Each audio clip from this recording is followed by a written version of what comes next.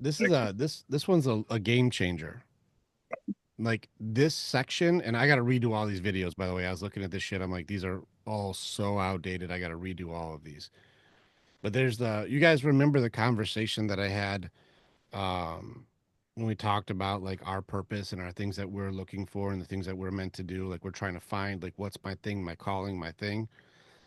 This is a thing where I want to really like reinforce this piece with that piece. So first let's go into what this is and then I'll connect it in a little bit. When it comes to filters, what did you guys notice with the filters? Belief filters, like you guys catch like what's belief filters doing? Did you guys catch like the purpose of this training? Because I'm gonna forge you in fire with this one. What do you guys think about the filters? I noticed for me that yeah, your sort of belief filter, kind of for me anyway, kind of bleeding in my self worth. It filters all the information that you take in. Like you see opportunity differently. You don't look at it as an opportunity, so you go so much as you go, oh well, that's not for me. That's gonna be too expensive, too much work.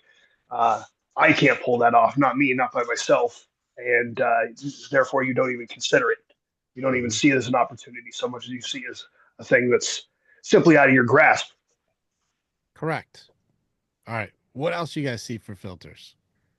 That's correct, Aaron. What else do you guys see?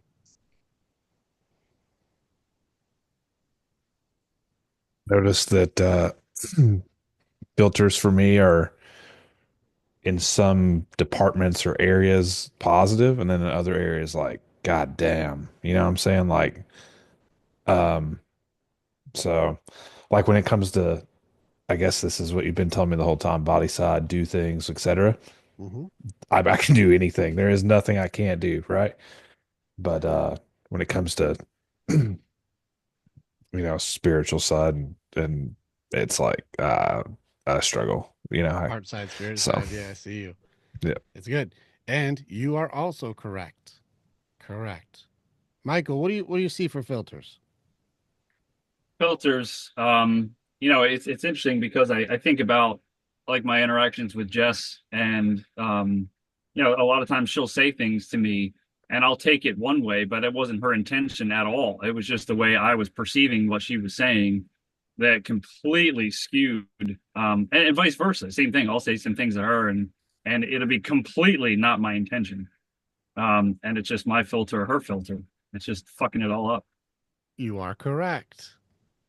Good. Doug, this whole filters thing, man. What do you get from this filters thing?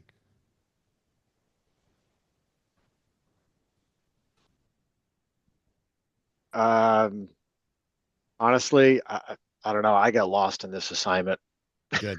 Okay, cool. I got my ass kicked this past week. So We got you. um, This has been a the only fucking beast thing of the a only week thing for I could sure. say, I mean, just quickly reading in here is I know for myself, I feel like I feel like a guard carrying a gun, walking the wall, constantly on the lookout for danger. There you It's go. exhausting. Oh, Yeah. that's the filter you're using. There's always danger. There's gonna be danger. There's gonna be danger. You're on a that's the filter. Everything's something bad's gonna happen. Looking for bad shit. Mhm. Leo, what do you think about these filters? What's your opinion on that? This is filters. So I actually didn't do this week's assignment. I was getting caught up with everything else. But based on what everyone's talking about, is it similar to like framing, like frames? Like Yep. when you frame a situation, like it's like if it's like a belief, like if you believe like I can or I can't, right? It's like I think like if the person who says they can and the person who says they can't are both right. Or like if you already have a perception about like your partner, right? Like they're selfish, they're rude, they're disrespectful. It doesn't matter what they're actually doing. It's because you already have this frame or belief or filter that you're gonna use to interpret it. It actually came up during I actually rewatched our conversation from last week because I didn't like how it went. Hmm. But then when I re-listened to it, I was like, you know what? It was fairly reasonable. It wasn't as it wasn't as bad as I had it in my head. So like that was like a very just upfront example of like I had in my head like, oh, like honestly, I was like he was cutting me off like every 2 seconds. It wasn't, an effective exchange of ideas. But then when I re-listened to it, I was like, it wasn't so bad. So It's good. Perfect. Leo, I'm going to explain why I do that too. So I actually am very glad you went back to do that. Like that shows a lot of wisdom on your part too. Like, well done. Like that's awesome. And yeah, the framing element is exactly what the filters are. So very well explained. You are correct. Yes. JR, what is filters? What is this thing? How did you interpret this one for filters? Yeah, I definitely see it for like me personally as in the framing aspect. Uh, I think for me like the beliefs that I've caught through this, like going back to kind of the inventory piece of it, the wealth side has always been a like I have this thing from all the past still that trips me up where it's like I always seem to be in the frame of I won't have enough. Like I'm not going to have enough, even though now in a place where I'm basically, making as much money as I've ever made. I seem to be looking at, well, all right, well, now my daughter's starting to go to this school and I have this carpet. I'm like, I catch myself finding all the reasons why I'm gonna not have enough. Mm-hmm. And you are also correct. Did you guys notice the pattern for everything everybody said today?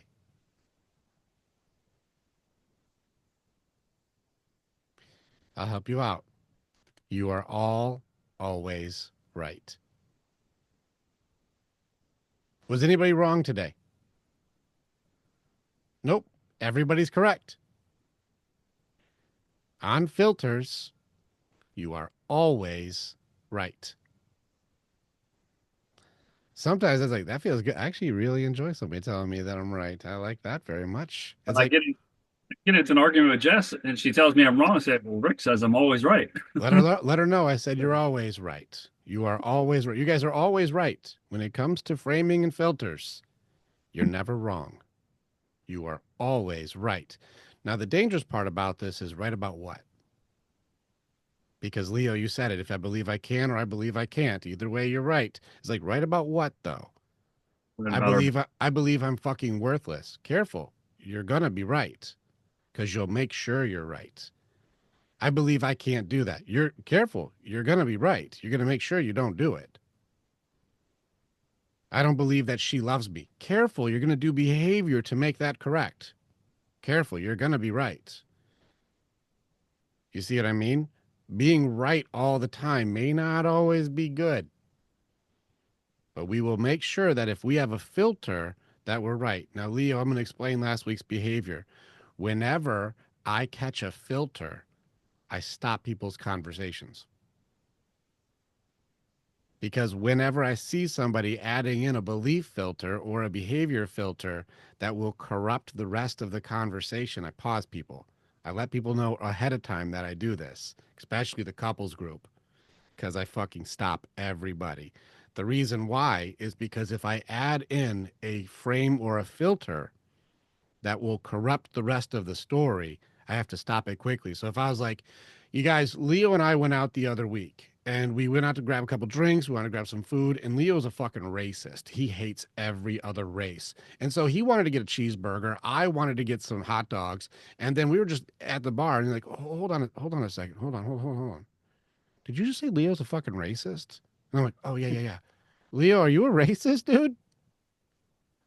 He is a racist. Okay, so I was Absolutely. actually right. My bad. Absolutely. You're always Yeah. right, remember? So, but if I add in this filter, if I add in like Leo is a racist, the rest of the conversation, no matter what he does, is now corrupted as he's some kind of a hateful bad guy. Fake Like, news. yeah, it turned in every the rest of the story after this. You now have this like KKK member sitting next to you at the hot dog place or something, whatever. Like, I made up a filter, a frame for the story that is untrue. And if I remove Leo is actually not a racist, he doesn't think like that at all. And now we tell the story, you have a very different impression of the story. People do these behaviors to control the narrative to make it so that they can control tragedy and justice. This is the filters people will put on, and they put them on very quickly. These filters change the way we see things immediately. So if somebody leaves something out on the table, I can put on a filter of, you're being disrespectful to me. You're just trying to fuck up my day. You must want everything in here to be horrible. I can just put a filter on, and now every action that I see done now has a meaning or purpose that I've assigned to it based on the beliefs that I have or I created for someone else. So if my daughter leaves an ice cube tray out before she went to school, I can go, she fucking hates order in this place and just wants us to be miserable. And so she's being a fucking bitch on purpose. I can put that thing on, and now an ice cube tray, an inanimate object just sitting out, now turns into a wrath-filled hate maneuver that my teenage daughter did to me. And now you can see I'm like, oh, you are picking a fight. She wanted ice and was running late for school. Didn't even think about another person. Like that, she was just like, I have to get to school and I don't have time for this. Like, fair enough. I got your back then. And I can go, hey, my daughter was being responsible. She's doing self-care. She's making sure she gets to school on time, and I'm very proud of her. I'm happy to fill up the ice cube tray. Different filter. Same situation. I'm always right. However I feel about this, that's what it'll become. Is- The thing I'm sorry, go ahead, Jared. Oh, I was just gonna ask, when we talk about this, I've been writing about something recently that I'm trying to hash out, because I think we're talking about the filters of like immediately thinking the worst or like something negative. But it seems to also be like a detrimental piece that goes into the denial. Correct. Of like seeing things that are positive that actually aren't positive. Correct. The rose-colored glasses element of which filter you're using. That's a filter. The rose-colored glasses of red flags aren't red flags. That's one of the filters. Yes. This is the belief system. You see, like I just changed the way that I see it, and now I corrupted whatever it is, or I change it to be whatever I want it to be. We're always right. This thing is everything. Just so you guys know, it's in everything. Now, the reason that this is important to understand this skill, and this is why it's a vital skill, this is a life-changing skill. There are no scenarios you guys can create that we can't make either useful or valuable or absolutely horrible and tragic and just wrong. We can make everything either good or bad. And I've done this with the women's groups and the men's groups, with even death of a child, rape, human trafficking, molestation, the worst things you can think of. We've challenged this thing to and found ways that it can work. We can reframe any situation to be absolutely horrible or useful and valuable and purposeful. We can reframe anything at all. And I've done this with the worst of the worst things you can think of. Death in the families, murders, best friend getting killed, like you name it. We've reframed every single thing to somehow have value in the long term. This means everything is what we filter and call it. And that's us. That's our training. An ice cube tray on the counter is simply an ice cube tray on the counter. The value that I add to it shows me to me on what filters I apply to the world. What am I looking at the world like? And this reveals me to myself. Now, the beauty of this is it is a skill to change it. I hope you guys hear me. The way that we see things is a skill that we can change it at any time. So there are no scenarios you guys can come to me with that doesn't have opportunity, that doesn't have growth, that doesn't have value, that can't be used to help somebody who hasn't gone through that before or is going through that. There is always value to every single fucked up thing that happens.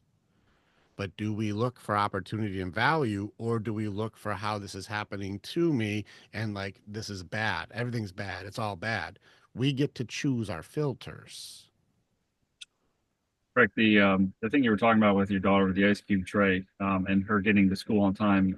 There was a few days ago you were talking about what did you call it? That like disproportionate criticism or something. Misplaced criticism. But yeah, what would that be along those lines where she did a good thing by getting to school on time, but she left a fucking ice cube tray out. That's a filter. Misplaced criticism is a filter. It means I do not see your good, and I immediately will look for something bad out of your goodness. It's a very hurtful filter. Again, with that one, it's the most damage you can do on accident. Like without actual intention to do harm, it's the most harm you can do on accident. So like, I don't know, Leo, let's say you did something like, hey, I tried to help you out. I fixed this thing over here. And I'm like, yeah, but you didn't do it the right way. I don't like the color of it. And I didn't like that. You're like, dude, I fucking fixed the thing for you. What are you doing? Like, I went out of my way to make it better for you. I did something that is good. And your first thing to say how it's not the way you like it. That's misplaced criticism. I'm punishing good behavior. And even if like my intention is not to do harm, it's the most harm I can do without intention to do harm, because now I make you feel bad for doing good. That's the shittiest thing you can do to your spouse, yourself, or your kids, is make you feel bad for trying to do good things. There was a comedian that had a joke kind of like that where he says, when you're getting to the end of your relationship and somebody makes you breakfast, like you cooked the wrong fucking egg. That's exactly what it is. So that's exactly what it is. It's like, man, they went out of their way to make you breakfast, and the first thing you did was say how it's bad. This works on all elements, and this is where that's a filter. That's a thing I look at the world like. That's how I see things. And we need to challenge ourselves on what filters did I put in before I applied a diagnosis, a judgment, a criticism, or am I seeing it as a benefit, a positive, an opportunity? We get to pick our filters. And this is why rule number 7 of challenge everything is, what filters am I choosing? And is that really my filter? Is that one that's authentic to me? Do I want to keep using it? Is there a benefit at all to this filter? Is this useful, not useful? And so, Leo, I'm glad that you went back to go, was that happening? Like, it sounded like he wasn't listening and he wasn't trying and he didn't care. He didn't do this. I'm like, no, I was just stopping you from a thing that would make the filter fucked up. And I had to stop you at that thing so you can go, that's your off ramp. That's your exit, dude. And you're like, I want to keep driving though. And I'm like, but you're going to miss your exit though. That's for you. It's in your best interest. It's in your favor because I want you to get to your destination more effectively. But I have to stop you from taking the wrong road, even if you are effectively taking the wrong road. Because I see guys very efficiently driving within the lines, the right speed, the best car, the wrong way. And I'm like, you're just going the direction you said you didn't want to go, though. You're like, look how good I'm driving, though. I'm a good driver. I'm like, you're a fucking good driver. That's for sure. Just the wrong way. You're just going the wrong direction. So is it fair to say that filters applies to all areas of what you talk about? Yes. Everything. This applies to everything. This is why I wrote my first book. This applies to everything. There's not a thing that you can bring up that the filters do not apply to. How we believe something is applies to everything. That's why everything is a choice. So when they say when we're born into this world, we have kind of a veil over us, I guess that's it. It's these filters that we learn. Yes, that's what we're doing in Spartan training, is making sure that the filters we use are ours and not somebody else's. People will implant thoughts or beliefs inside of us, and we may not know how to challenge these for authenticity. You're not good enough. That's a filter. Put that in front of you. Now, how does your goal look when you feel like you're not good enough? Well, fuck, with this filter, it looks really difficult to do. Yeah, it does. Let's take it off. Let's put on, you are good enough.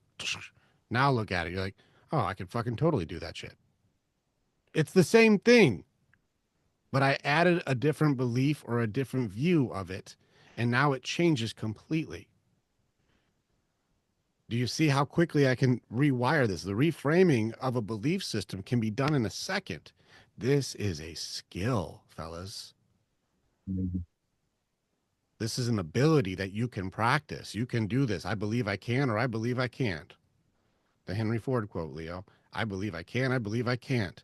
Either way, you're right. So which one do you use? You can choose. It's kind of like the JR. Remember we were doing that thing like pick one, pick two, like the way the optometrist offered. Like, is it A? Is it B? Is it C or B? Like, which one's you? Like, you get to choose which filter that you're using to see things. That makes it so something's happening to me or something is happening for me. I get to choose which one of these I use. Everything is opportunity if you use the opportunity filter. Everything is calamity if I use a calamity filter. And so, Doug, you're like, I'm on the wall, always looking for danger, danger, danger. I'm like, what filter are you using? I'm using the look for danger filter. That's the filter I'm using. It's like, I'm on fucking guard all damn day. I'm like, well, let's look around, Doug. Take your filter off. And you're like, this is actually a very peaceful room right now, actually. Quite safe. Now that I took that filter off, this is a lovely room. Like I didn't realize. All four walls, solid. Windows, secure. Like temperature, perfect. Like I didn't realize that I was in a perfect room right now. It's all going very well. Like, well, let's take off your danger filter. Do you see? Let's put your brother filter on. Shh, I'm in a room full of dudes who I fucking love being with you guys. I love the way we challenge each other. I love the way we push each other. I love the way we grow together. Like I love being in here. That's the filter I've got. You see, but I can quickly put on some other filter and mess this whole thing up very quickly. You guys are seeing that you get to pick. What a ridiculous ability to have. It is. So I have another question. When we were talking with you guys, Jess and I, the other day, and we were getting into that, you basically create that person, or when someone is reacting in a certain way, that you train them how to be that. I was wondering, because Jess says I'm becoming more aggressive, more violent, and she keeps making analogies to an abusive relationship she had before me. I'm like, well, she's making me into that person because she needs that person in her life to figure something out. But she's also adding a filter of you being confident equals abuse. Instead of saying my guy is getting more capable and confident, she put on his confidence and capability is abusive. It's a filter. Her belief system is corrupted, but she doesn't have the understanding to challenge her filter. She wants you to change to her beliefs.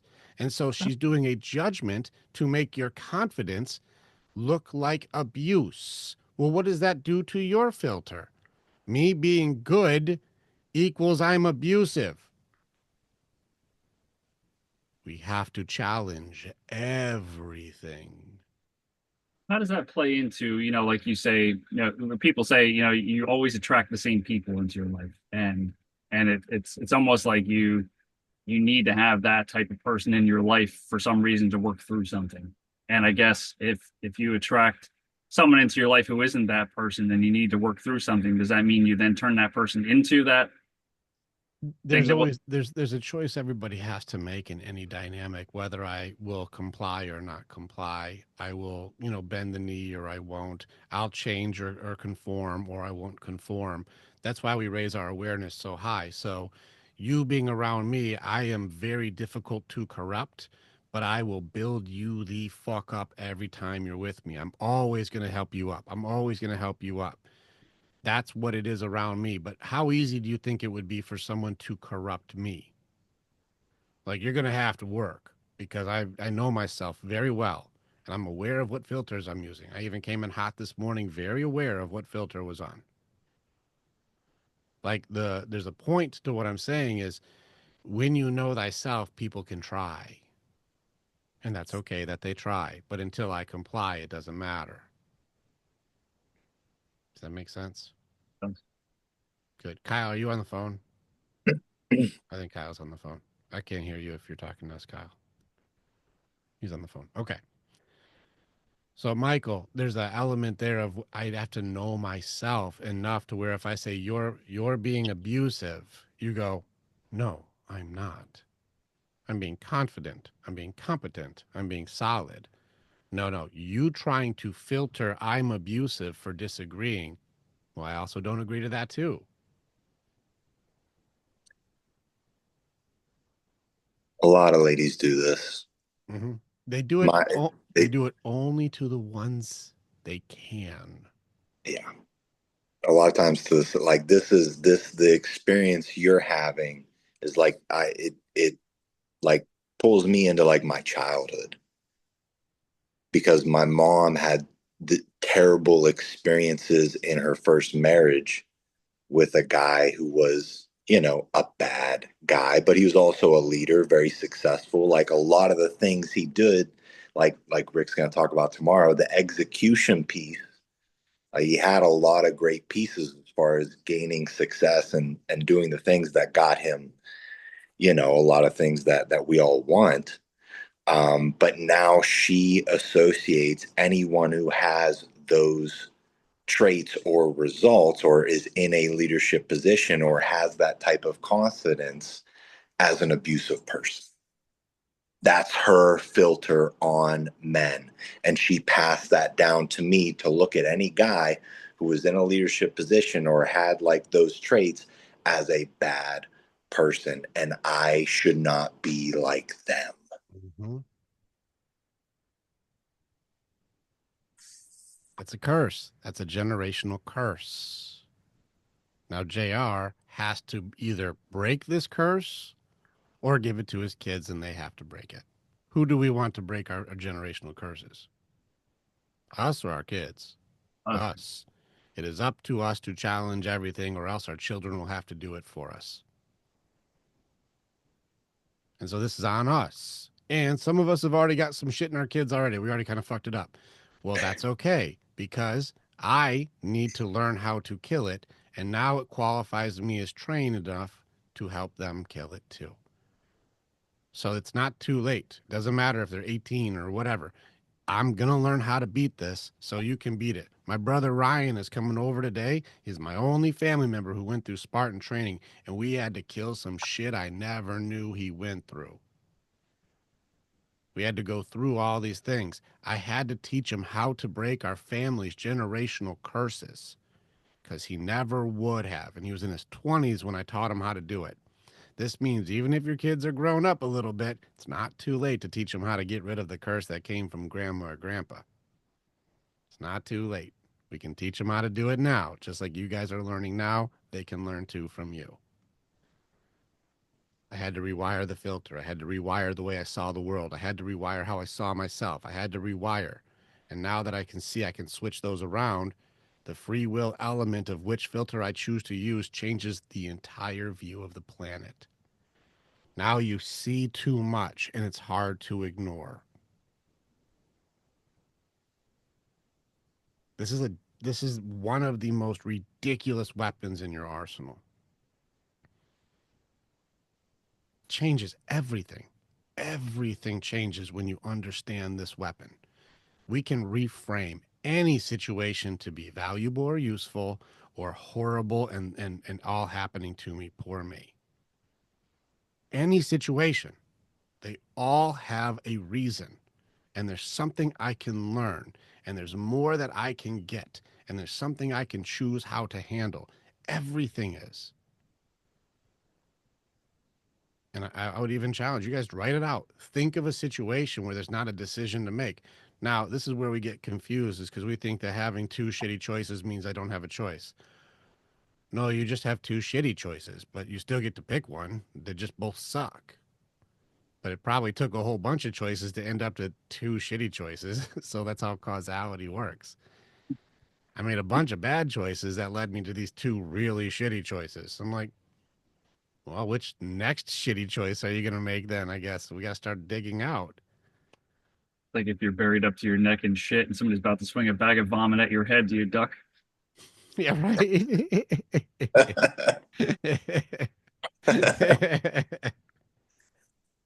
Just put yourself in the shit.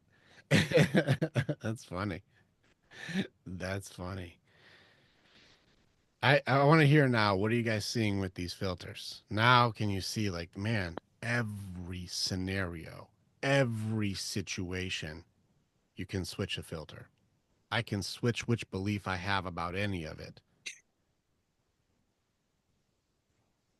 All right, Doug, I want to see which filters now you're like, okay, all right, how can I use this? Because you're in the fray, Kyle's in the fray, like you're in the fray, Michael's in the fray. All right, Doug, how can you go like, how do I use this one? Because that's happening to me, or that's going to happen to me, or she's going to say something to me. How can I refilter this thing to go like, what's going on here so I don't have to be on guard all day long? I guess you said it earlier, right?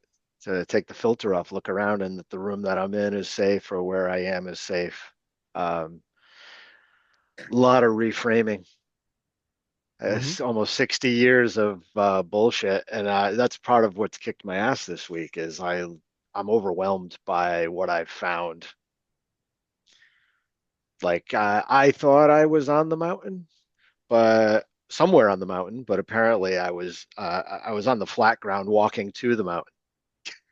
And now you're climbing, and you're like, oh, fuck No, I'm me. not even climbing yet. Now I'm at fucking base camp. I'm like trying to get my shit together and find a Sherpa.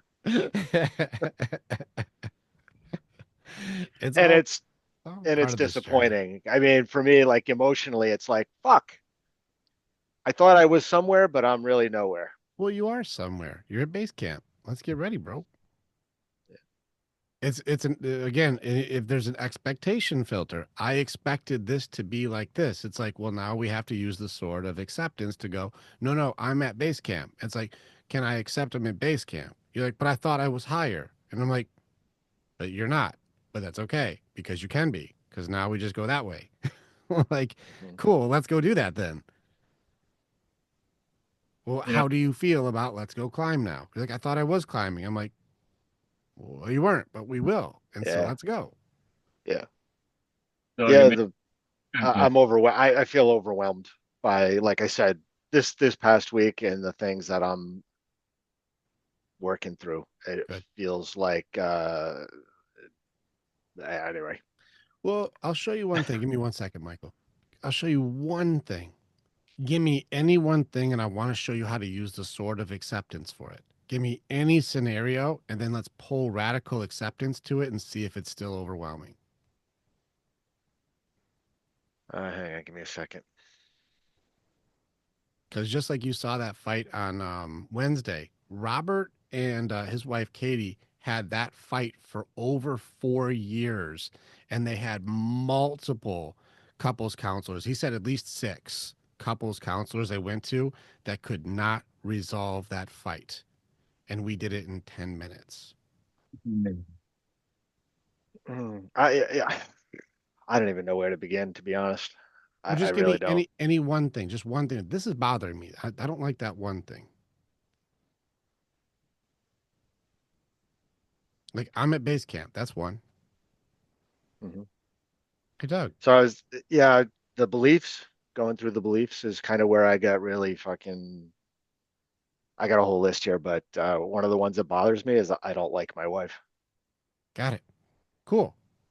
Now we can go into what are the traits and what are the things that I don't like. And then can we even have a conversation with that? This gets into non negotiables or not non negotiables. And her energy is very rough. Like, don't get it wrong. That's why I did the tonality conversation. There's a purpose for that. It's because she does have this energy thing. But I also want you to notice something too is her interaction with me. Because you saw how quickly she backed the fuck off when I accepted her challenge. I don't know if you paid attention. Watch the video again. When she was like, I disagree with you with a lot of things. For you, that would be like, oh, fuck, what am I doing wrong? For me, I'm like, we'll bring that shit the fuck on. And she's like, no, no, no, nope, nope, nope, nope, nope, no, I'm good, I'm good, I'm good, I'm good. Watch, just watch that point in the video. There's a pivotal thing for you to learn there. that as Okay. soon as I was like, well, let's do it, she Do was like, we nope, nope, nope, nope, nope, nope, nope, nope. do we accept that women just shit test all the time, or do you try to like train that out? No, they do shit test all the time. That's just There's a safety security reason for it though. And so okay. if we understand it, it makes them feel safe. Okay. But it's not like it's not something it's not something to really call out, be like, hey, like I really think that you're trying to shit test me all the I- time. No, it's not necessary to call it out. It's just, I know what you're doing, so I'll just pass the test. Okay. And the more that you pass, the less often they do it. Just so you know, because my girl very rarely shit test me, but she'll still have her moments. And just like we had one, it was a few days ago, where she was like in her shit, and I'm like, baby, you're doing your old shit. Baby, what are you doing? All right. Do you want to see if I'll pass? Baby, you know I got you. Let's go. So the more you pass, the less often it happens. Okay. But it'll still happen. And it's just really all it is mentally is just knowing that you're solid so that I cannot have to worry about it. That's the subconscious element of how the women are wired is if you are solid, I don't have to worry. Fair. Fair. That's all it is. And so if you're good, then they're good. And the more good you are, the less likely they have to test if you're good. But they still have to test it out. Okay. All right. All All right. right, go ahead, Doug. Guys. Yeah, but what you just said is probably why shit maybe has gone sideways this week is because I've been in a shitty place. Mm. And I think for Jennifer, she's testing whether, you know, how Are you fucking solid? hurt are you right now? Right. Exactly. Yeah. Yeah. And the thing I think Yeah. that for me too is, and probably for most guys is when this happens, you feel like you failed in some way, but it actually means you're making progress too. That Right there. That's a filter. right. I must have failed in some way. Hold on. You have a belief system that if they shit test, I'm a failure. Remove that filter and go, she's just checking to see if we're good. Let's put that filter on. Do you see And what I mean? I am not a failure. Go ahead. it gets worse before it gets better, I guess, right? Like as you're making progress, it's like boom, boom, boom, boom, boom, and then it starts backing off. Well, most of the shit tests are actually they're really not as bad as we make them be. And this is why I want you guys to really be aware of your filters. We add in things to the shit test to make it bigger than the shit test is. So if she's just like, hey, are you solid? And you're like, I must not be solid. I must be fucking up. I must be a failure. I must be doing bad things. No, that was just a question. Are you solid? But look at how many filters got applied immediately. That's why we have to challenge. That's not my filter, and that's not fucking there, and that's not a real thing. You take these filters off, and then all of a sudden you're like, yeah, baby, I'm You solid. combine the comment with tonality, and that's what sets me off because she comes to me like she doesn't say what's the plan. With Mike, she's like, "What's your plan?" I'm like, "Whoa, what the fuck?" And she's also, you've taught her that you'll have a reaction. Or that's the only way she can get a response. And that's where you win. You won't get that reaction from me. You don't get to control me because you made noise today. Mm-hmm. No. Hey, start over again. What tone is that? Well, we had a couple incidences the last couple days, after the talk and everything. And she started getting into it, and I just started walking away. I'm like, we're taking a timeout. And she's like, well, no, it's because I wasn't going. I'm like, no, we're taking a timeout. It's done. You take your time, I'll take my time, and it will come back to this, So It's red set me- behavior, but like there's a missing element because like that's a control because you're doing tactical retreat, but it's a demand. It's not an agreement. Right. And so, hey, babe, you're triggered. We got to do a timeout. Calm it down. That's agreement. Nope, we're doing it now. Like that's a demand. And that's where it would get off the rail because one's controlling and it's not an agreement. But Right. if like we're triggered and we go, hey, bud, we got to do a timeout because you're triggered. Like, remember, we agreed when we get triggered, we take 10. Like that's agreement. Not I'm walking away. This conversation's over. Like that's control. Yeah. So that's Yeah. where like right idea, like it's the good intention, poor execution. Like so, it's like I had the right idea, just didn't do it the way that it would work. And so that's It has practice. effect, luckily to my benefit, but I hear what you're saying that there's a better way. So that's where we just next time, like, remember, hey, the agreement, babe, not a demand. And that Mhm. makes it so it works because we're a team and not versus. Yeah. Yeah. And so it's the right idea. It's like, how do I get better at this? So with her though, and this is where she watches your reactivity, we train responses, not reactions. And that's, I got to make sure my filter is solid to go, uh, who are you? Who are you talking to? Like, do you hear your tone right now? Like, hey, pull it down. Like, what are you doing? No, I just feel like this. And I'm like, are you in control of you right now? Pull it down. Like, you're screaming. What's wrong with you? You're just not doing this thing. We're blame shaming. You're triggered. We need it. We're doing 10. Take 10, write it out, and then let's try again. You Yeah. won't get me. You won't get me because I won't let you get me. That's a shit test. Babe, you're clearly fucking triggered. Go take 5, go take 10, write it out, and I can't wait to hear what you say, but I'm not joining you. Remember the whole V thing? Like, I'm not meeting you at the top to yell at you. I'm not going. Try again. Pulls it right back. Like, shit. The base of the V gets you back to the V. Well, yes. Yeah. All about that base. There's less trouble.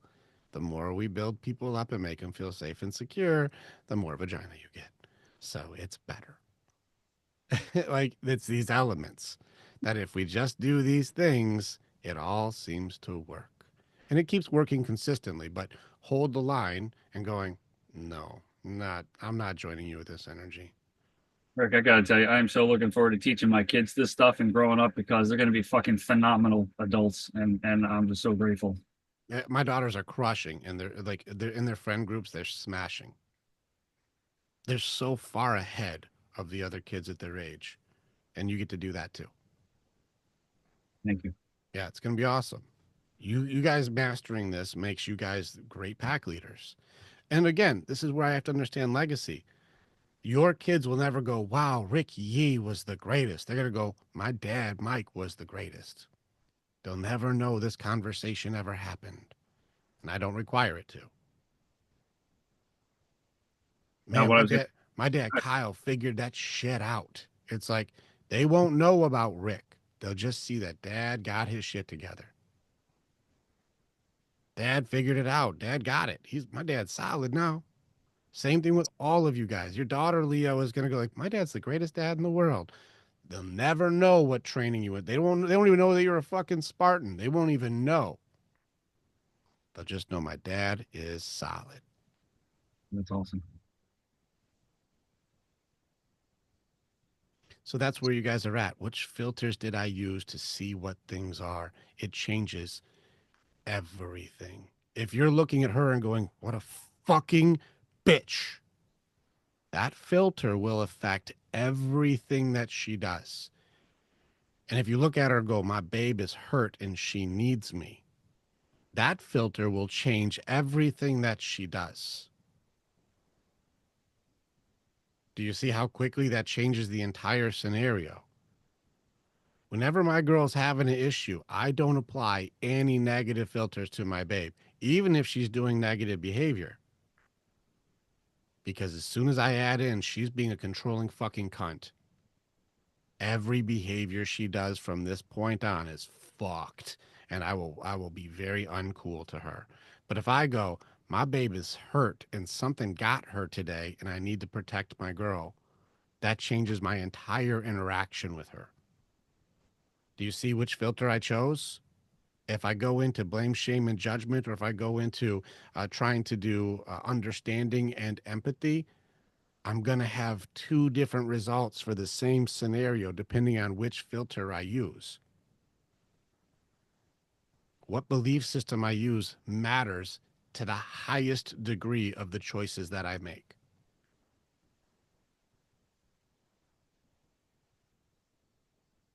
All right, Doug, I can feel you processing this one. Yeah, no, as you were saying, I was thinking about First Corinthians, right? Talking about basically telling good stories about each other, Mm-hmm. right? That's really love, Love is telling good stories. So I guess those good stories would also be considered filters, right? That's Always lesson having one. a good filter on. Yeah. Yeah, the lesson one in the couples thing. That's what Marshall loved that Andrea did that. Andrea doesn't like when women talk shit about their husbands, and women can't fucking wait. Oh my God, it's like our husbands are just not doing shit right. And she's like, oh, I don't really like that you're dogging on your husband. He's probably the reason you're shopping here.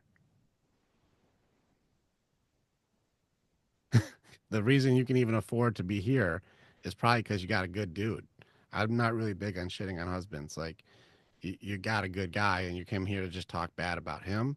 I'm not really the one for that. And any women who are like, I think I should divorce him. I'm going to divorce him. He's not meeting my needs. Andrea's like, I'm not the support one for that. I'm the support, get your shit together and be a better wife so that way you don't lose your marriage. If you're waiting for someone to validate your emotions to do bad things, I'm not the lady for you. And she's had ladies just like try to talk to her. She's let that boundary sit and then they stop talking to her completely. It's like, you were looking for someone to validate, go leave your husband. Wrong one. We don't talk shit about our people. I don't come in here bitching about Andrea. I'm proud of her every fucking day. The spells that I cast start to affect her. These are important for us to understand what filter do I have for my wife. And you're like, I don't know if I like her. It's like, well, let's check which filters we're using. Because with the right nurture and the right support, her behaviors will also change. Because I can only imagine what filters does she walk around with.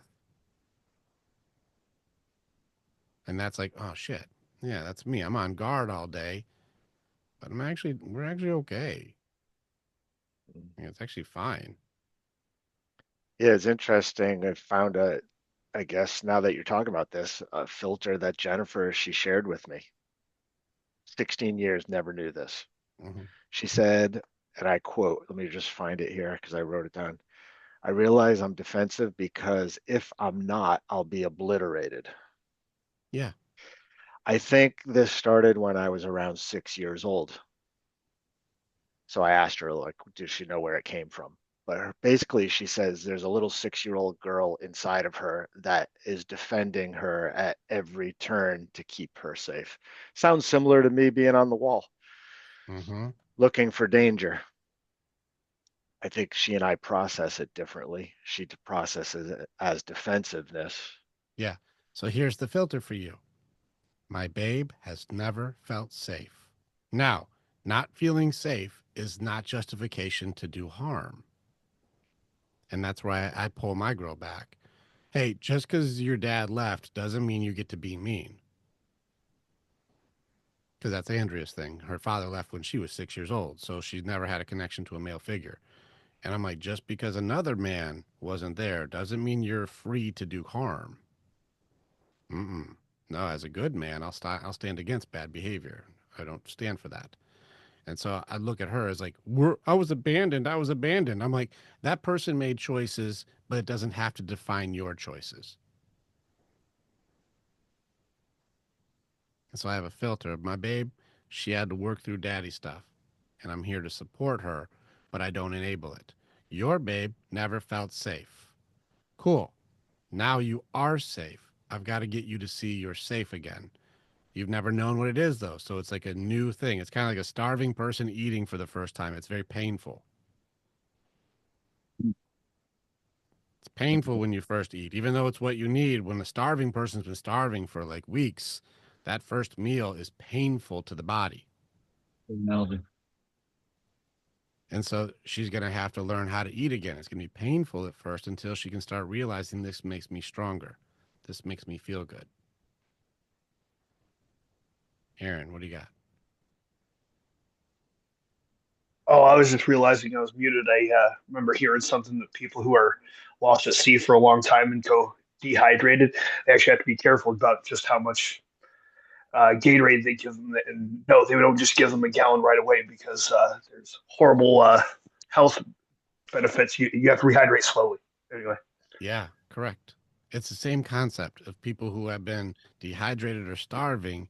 You have to acclimate them in. And so if she's like, I have a belief system that I haven't felt safe since childhood, so I have to be defensive all the time. That energy and that filter, it's loud. I know that she feels like people don't see it. If you're sitting in a room of experts, it's very loud. Andrea's onto her energy immediately. She's like, she's got really bad energy. And it's like, well, where's the energy coming from? It's like she never felt safe. It's like, okay, cool. I can help you feel safe, but I will never hurt me to help you feel safe. That doesn't help you feel safe. And that's where you hold the line. And I had to do this with Andrea too. She didn't know how to respect a man, never seen it done. And that's why I told her, I wrote it down just so she knows. If you ever expect me to change me because of a fear, a wound, an insecurity, or a judgment, the answer is no. Because I do not hurt me to heal you. And so anything that she comes to try to control based on any of these things, well, I don't want to be obliterated. I don't want to be hurt. I'm like, yeah, that's a thing, but I'm not doing it. So I'm not changing a fucking thing for that. That's your shit. But I'll give you space to heal on it. So here's what I kind of pulled together. You tell me if this is accurate. Defensiveness blocks authenticity. Depending on the defensiveness that they're using, most likely, yes. Most of And it's if you're not, denial. and if you're not authentic, then you can't love or be loved. Correct. By yourself and or accept others' love for yourself. Yes. Right. And so when I look at Jennifer and my relationship, to me, it whittles down to this. If there's this defensiveness to authenticity, which means there's no love, then what do we have really in the end? Who am I loving? Who is she loving? Who Well, are we? Who are now these people who are together? It's good, but you're doing the curse of the two. And this is where I got to pull your two back. It's not up to the partner to do it. It's up to us to show how it's done. That's where my twos get goofed up is they're like, well, why isn't she? And why doesn't she do it? And what do we even have if she's not doing it? And what do I even got here if she's not going to do the thing? And why, when is she supposed to do? Nope. We show the way. And if you want her to be authentic and you want her to be loving and you want her to love herself so she can accept your love, we go first. If you're not doing it, it doesn't matter what she's doing. Are you truly being authentic? Are you truly No. open and solid? Are you truly loving yourself to the point where you can accept and receive love also? If I'm not doing it, it doesn't matter what she's doing. We have to show the way. It's the same thing with following too. If I say, I want you to follow me, well, Rick, are you following anyone? I'm like, I follow Jesus' example. I follow God. I know who I'm following. So because I can surrender and follow, because it's in our best interest, follow me and I'll get you to where we all want to go. I'm leading by example. I'm doing what I'm asking. And that's the same thing for you. So this is the curse of my twos are always watching. What about them? What about them? What about them? Well, they didn't do this is a sham because it says, stop. That's the curse. You got to pull that back because remember the type 2 is pride. No. We have to blessed are those who are poor in spirit. We have to humble ourselves down and then go, I will lead. I will go first. I do it. If I want her to do something, I better be doing it. So we have to go first. We have to. That's why I explained the hypergamy system. It has to be undeniable that you are ahead of her. Undeniable. Yeah. I wasn't bringing that forward to say this is the work that she has to do. It was just something, it's what I was recognizing is connecting these words and meanings to each other. And what does that look like for myself? Right. What does it look like? What filter does it look like? That's the training. What does it look like? This reveals which filters I use. I pointed out the opportunity filter, and you pointed out what's the fucking point rhetorical doubt filter.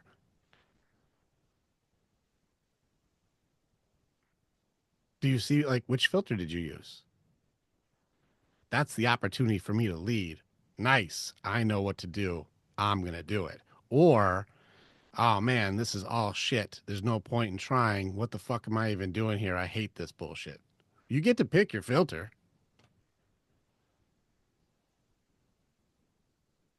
It's the same situation, but one makes it so you're empowered and fucking badass, and the other one makes it feel defeated and there's no point in even doing anything. But it's the same situation. Now you're seeing why I say trained or untrained all the time. I'm like, well, how did you see it?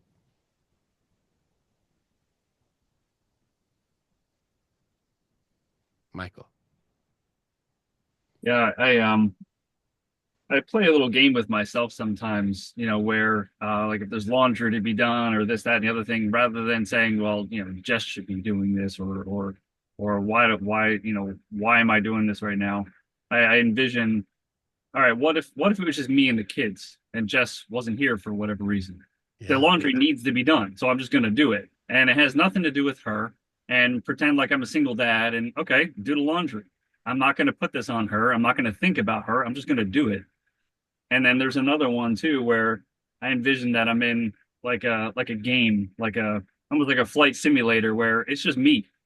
And the things that are happening for me and teaching me things and the kids aren't real, Jess isn't real, my car's not real, like nothing's real. It's an opportunity for me to learn. So there's no reason for me to get upset about anything.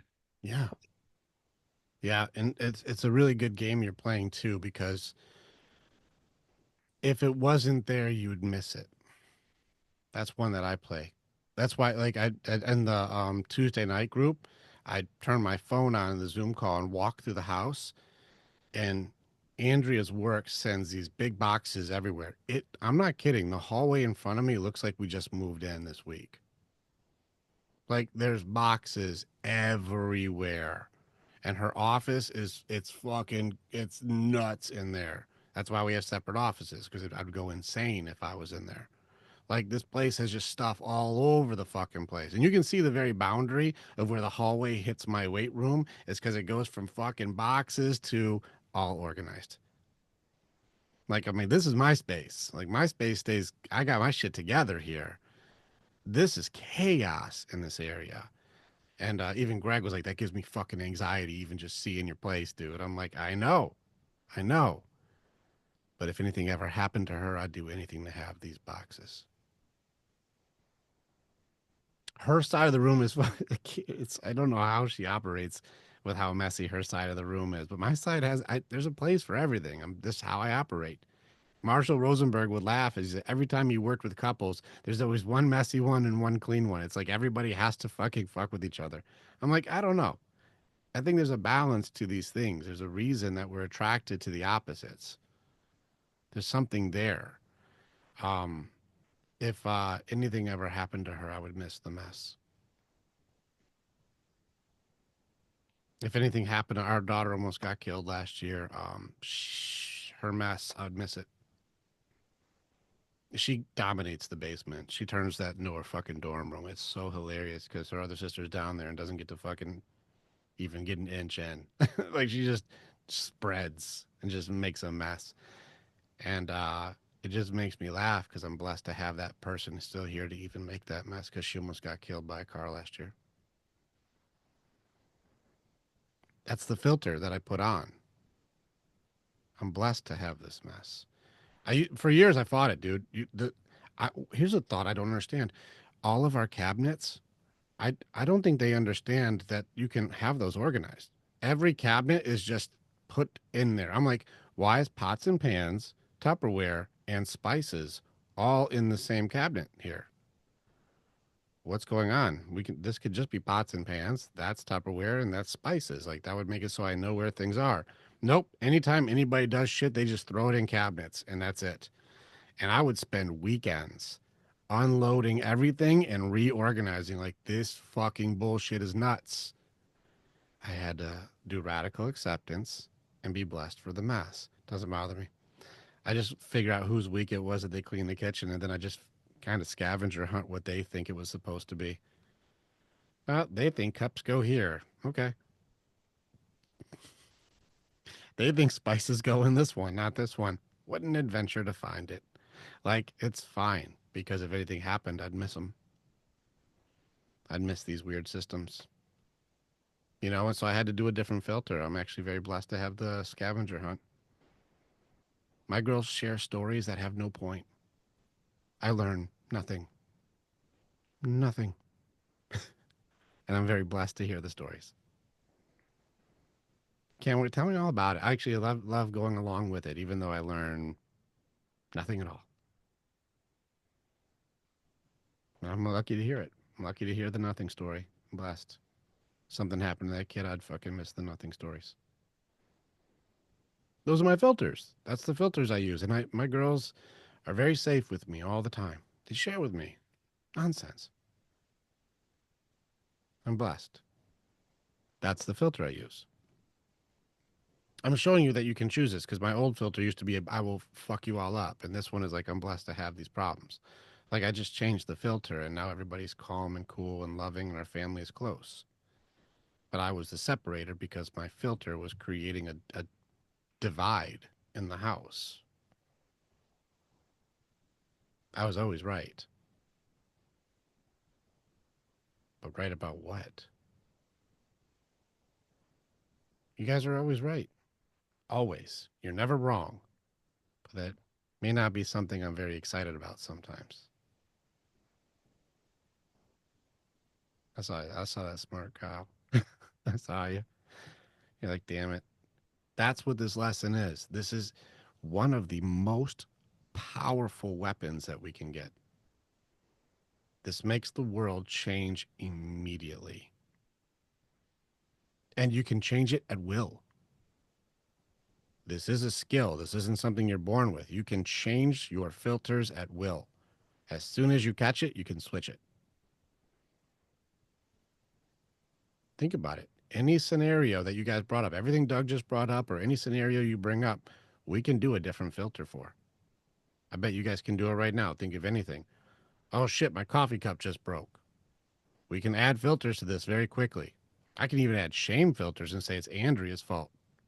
She's not even here today. Well, if she wouldn't have left it out like this, that never would have happened, you know? How quickly I can just add shit to it. This is a fucking good weapon. This is a big part of the training, why Spartan training teaches us that life isn't happening to us. I can change the filter to see how it's happening for me. And I can find value and benefit to every scenario that's happened to level myself up or become the better man I am or be authentic in who I am. So that way shit doesn't bother me anymore. Because now I can change my filter. I can see the value. I can grow from it and have radical acceptance of whatever it is I've got to grieve through. So that way I can make the best choices for my people. That's good man shit. Do you guys see it?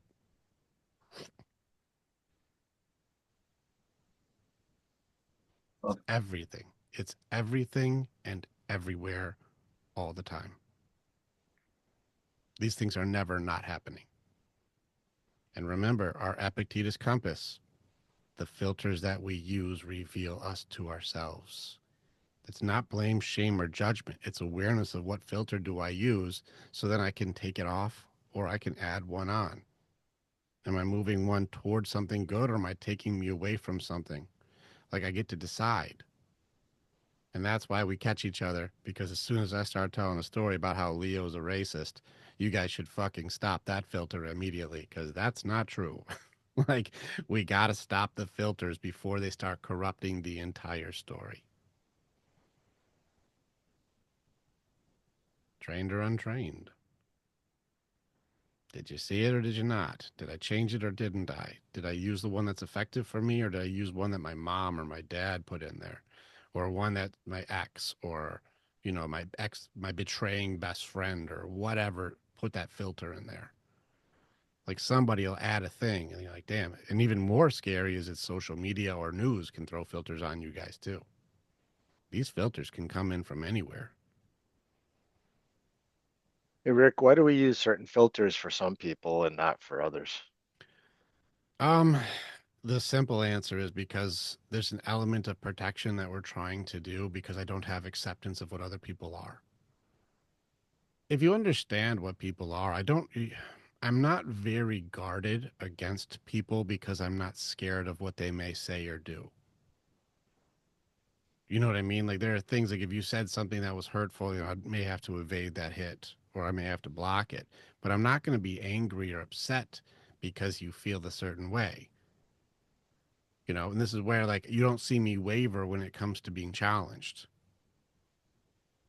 That's okay. You're allowed to do that. Please. It's okay. I don't have to be aggressive or defensive or run away or hyper controlling. I can go, no, I appreciate you doing it. It's okay. I can receive that because I practice radical acceptance and I can use a filter that seems like it seems good intended instead of me trying to say you're trying to hurt me. Well, they can only hurt me as much as I allow.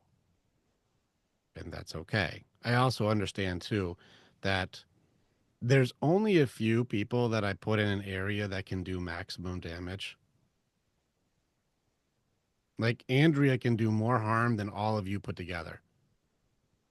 Like if she's able to. Like I love you guys, but she could fuck me up because I let her all the way in the inner circle room where I keep all the fine china. I'm like, you could break all the shit in here real quick. You got to be careful in here. But I've also kicked her the fuck out of that room before too. So I've fucking launched her out of that room. Like you're out of this room. Like so I've done that too. She knows I'll hold the line. But we Do you know think each it has other's to do things. with past experience or history with the person? I I mean, think I it guess what has I'm to. struggling with is I use very different filters for Jennifer than I do with my daughter. I think it My has to daughter, do I don't not see with the the past experience. I think it has to do with the processing of your past experience.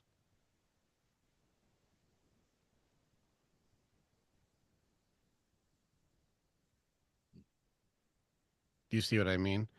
Yes, that already happened, but how did I apply or adapt to what happened? And if I get more controlling, it means I don't understand. I'll give you an example. My sister's okay. a compulsive liar. She can't not lie. I've never seen her tell a story that was honest in almost 40 years. Like, she just fucking lies. I don't get mad at her lying. She's doing what she's supposed to do. She's a compulsive liar. So why would I get defensive or aggressive or angry at something that just does that? I'm like, well, I already know it's not the truth. So, okay. Like, I know it's not true. I don't get angry, defensive, or upset at something doing what it does because I understand what it is. I've processed what that is, and I don't have to be upset about something that is. That's acceptance of a compulsive liar. I don't agree with the behavior at all. I think it's fucking terrible. I don't do it, but I understand that one does, and that's okay. Do you see how I don't have to be in any way controlling, aggressive, defensive, or anything? It's something that just is, and that's bad behavior. But she's also not part of my pack, nor does she want to be. And so I don't treat her as part of my people because she doesn't want to be that. And I can accept that too. How do you know when to kick someone out? It's a choice you have to make. Everything's a choice. You have to kind of assess like, is this more baggage than it is benefit? Is there more positive than negative? Is there effort to do better or no effort to do better? Intentionality is very important. Do you want to do better? You just don't know how. Like that's important too. Like you may just not be good at it, which is good opportunity for me to lead by example instead of judge and criticize. So like, do you want this to be better? And they're like, I really do want it to be better. I just don't know how. I'm like, that's an opportunity. But if they're like, I don't give a fuck, they're like, well, then there's no willingness. Then I'm going to have to move you out of my inner circle. You don't have the willingness or effort to want to make it better. There's not really much you can do if somebody doesn't want anything to be better. Yeah. A new development is I have a girlfriend, and Mm-hmm.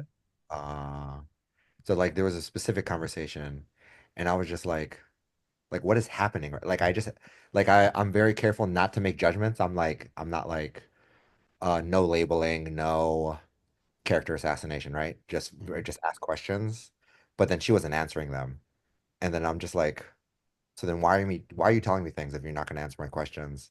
And Good. Now this is going to catch you for, I'm stopping you only for the belief right there. That's a filter. So Now we go back to the control mechanisms. Like that's up in section I think 3.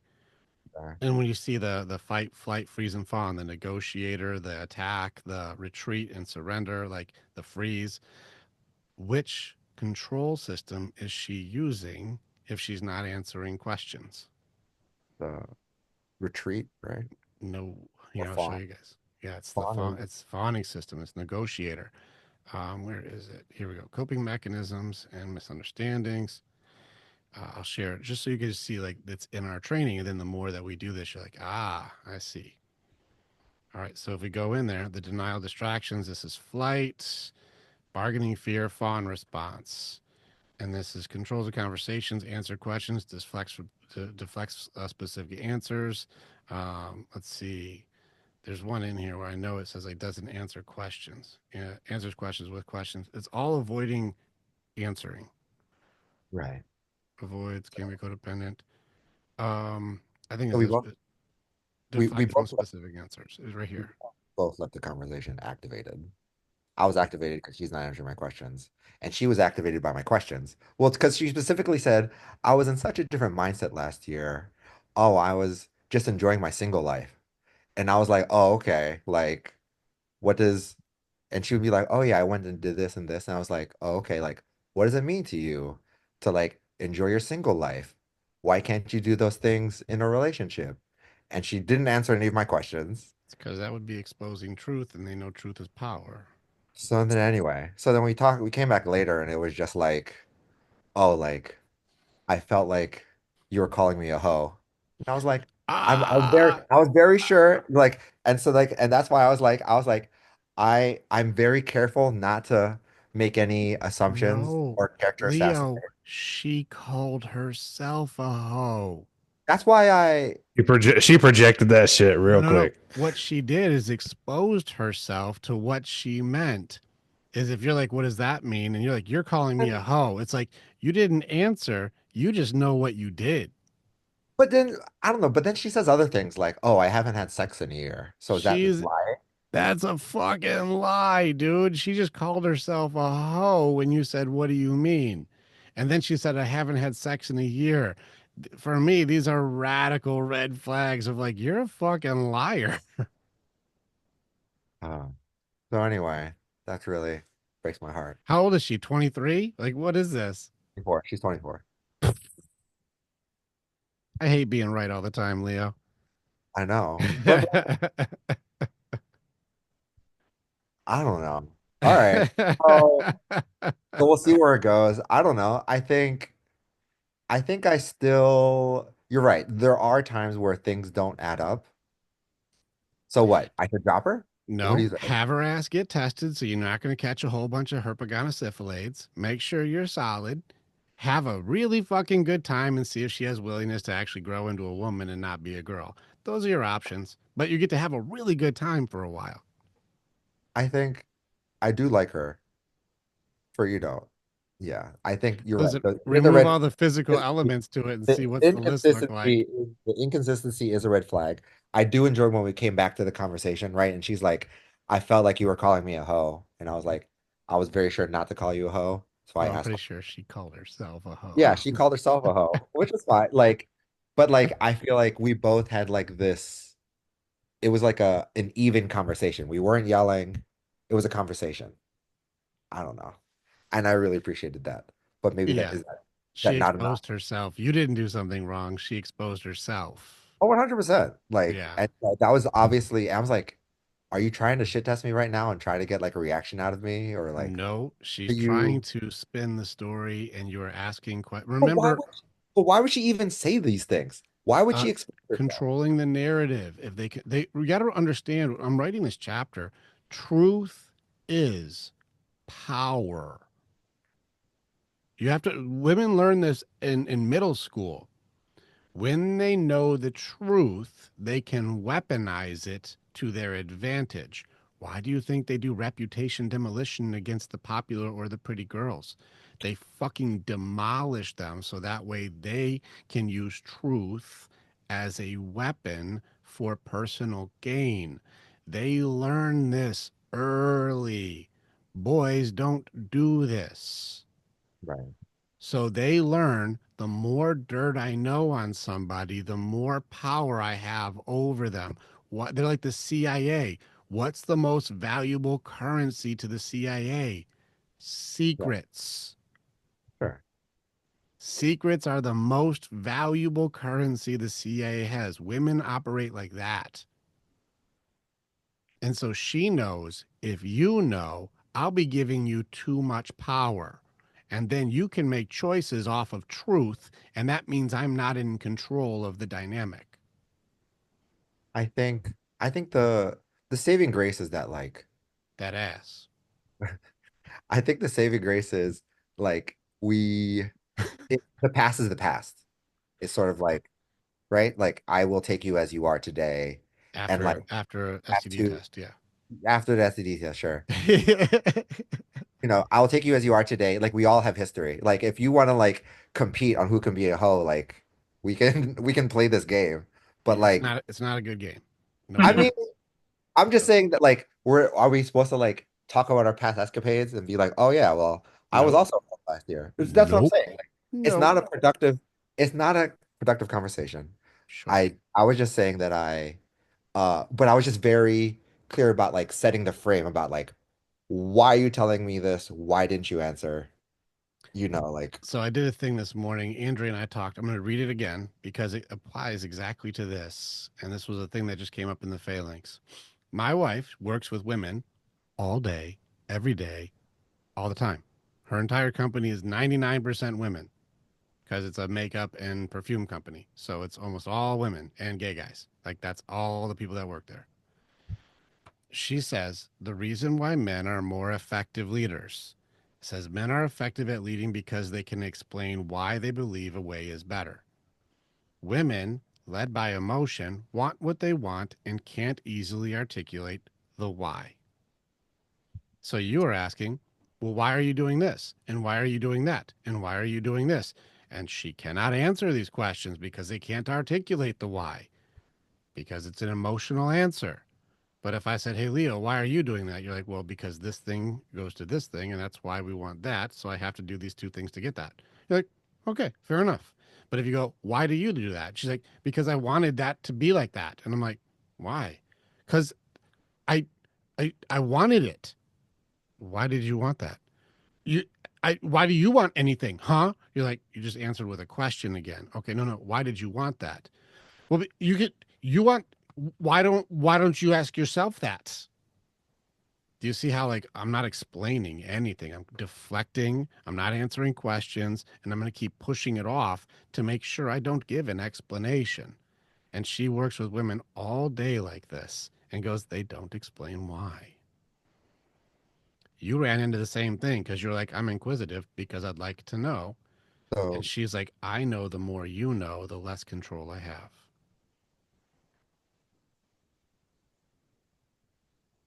I think your internet so got cut for a and second. her ultimate answer was like at the time I didn't know answers, so I didn't answer you. Yeah, I There's some definitely cut out. dishonesty stuff. There's like My I think my audio is your audio's good, but there's some for me there would be a deceitful control system happening, so I would pay attention to it.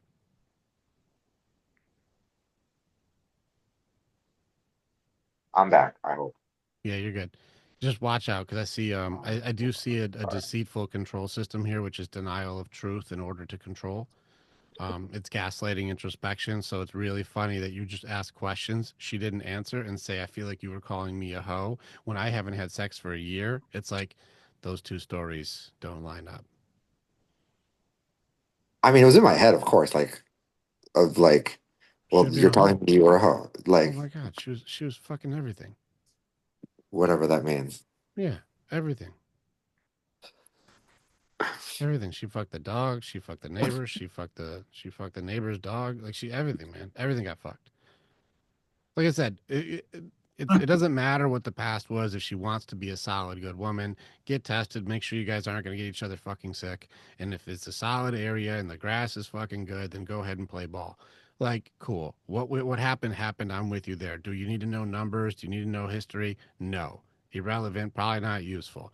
Do I want to have a healthy relationship and I'm loyal to you? Cool. If I'm disloyal and I'm dishonest about everything, how do you have loyalty and honesty in a relationship with someone whose entire system is lying? Yeah. Yeah, and that's this. It's just notes that I'm taking down on what to watch out for. So Agreed. I think it's super early. I It's agree super with early. you. Okay, cool. Good awareness. I'd do the Ronald Reagan, which is I trust you, but let's verify. That's fair. I trust you, but let's verify. Cool. Yeah, this is but just so you know, if anybody's asking for truth, remember on the map, guys, whenever anybody is seeking truth and they start going, I want to know more, I want to know more, and there's any part of truth that isn't true, you'll catch a trigger.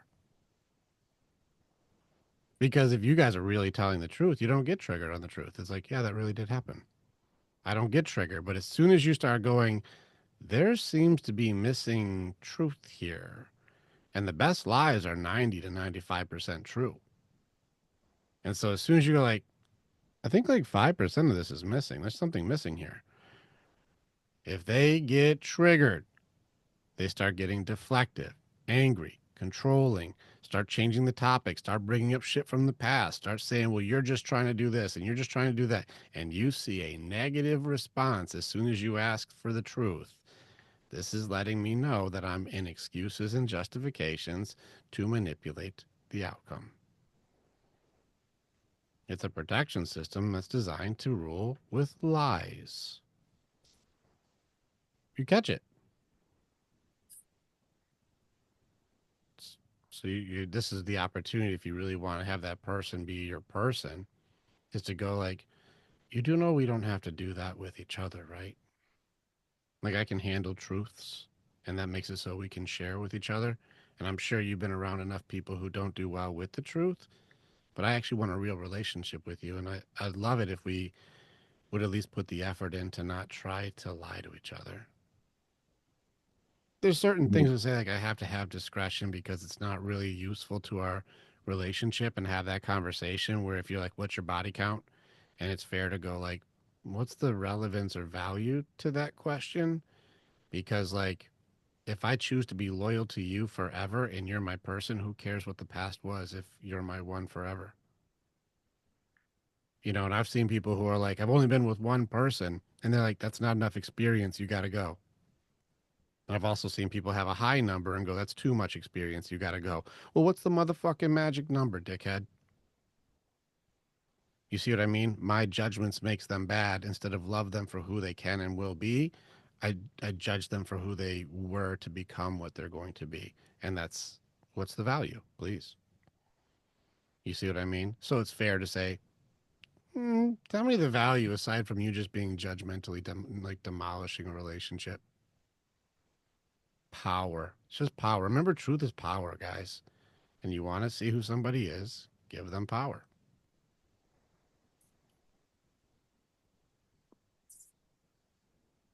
All right. That's filters too, by the way. There's a lot of filters because there's a control filter happening.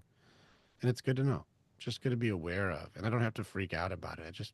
I'm aware of it. JR, I saw you saw something there. What'd you see? No, it's just like, I mean, the truth is power. If you want to see who someone is, give them power. That, like, that statement of like, we see it so often when guys give ladies the truth, right? Or guys like open up to them about something. And that test, all it really does is it tests the love that they have. Like, it tests them and how they're going to react to this. Because so often, you hear it all the time, like that, just like you pointed out, they weaponized the truth against the girls in high school to bring them down so they could, get the higher value guys or whatever the reasoning is. Like, they will weaponize the truth against the person they're in a relationship with. To be in control, to have power. Yeah. For my Bible guys, it's the second rule. It's the second curse of Eve. It's like Genesis 3:16 or something. when it says like God, when he kicked Adam and Eve out of the garden, the first curse was, I will sharpen the pain of your pregnancy, and the pain, and in pain you will give birth. That's the first one. The second one is, you will desire to control your husband, but he will rule over you. That means I want to control you, but guys will always have the advantage. And this is one of the ones where it's like, it's not meant to be harmful, because men, if we do our job, it is in their best interest for everything that we do. Everything we do is serve our people. But there's going to be I want control. I want control. And we got to look at what elements are being used for power. And so, Leo, I would challenge truth, because truth is also the path to connection. But if I can't tell you the truth, how do I connect with you when it's not honest? We have to be able to trust power with each other. And that will reveal who we are. Because if she tells me the truth and then I attack her for it, that shows me me. Yeah. Pretty crazy. These are filters. How did I see it? How do I see the situation? How do I choose to handle it? How do I approach this? How do I assess this? There's the other missing verse in the Bible too, that God placed subservient women in all four corners of the earth, and he made it round, and he laughed and he laughed and he laughed. That's silly. All four corners of the round earth. That's very funny. Guys, understanding this one, the world is different instantly. If you understand this, you can change your belief systems instantaneously. You can change it to, how is this a benefit? How can I use this to as value? Or how is this terrible? How is this happening to me? How is everything all my fault? Like, we get to pick filters. We get to pick, how do I view this? It is part of the greatest ability that we have. It is part of our free will system to choose how we're going to handle it. It is the most powerful gift God gave us, is you get to choose. The problem is we have unlimited choice and extremely limited understanding. That's the irony, is I don't understand it, but I can pick whatever I want. And that's why it's difficult. Remember that. Let's practice, fellas. Pretty good one, right? This one changes the whole game. Everything that you're fighting, how did you choose to see it? And knowing that you get to choose how you see it should be raising your awareness up of, what filters did I add?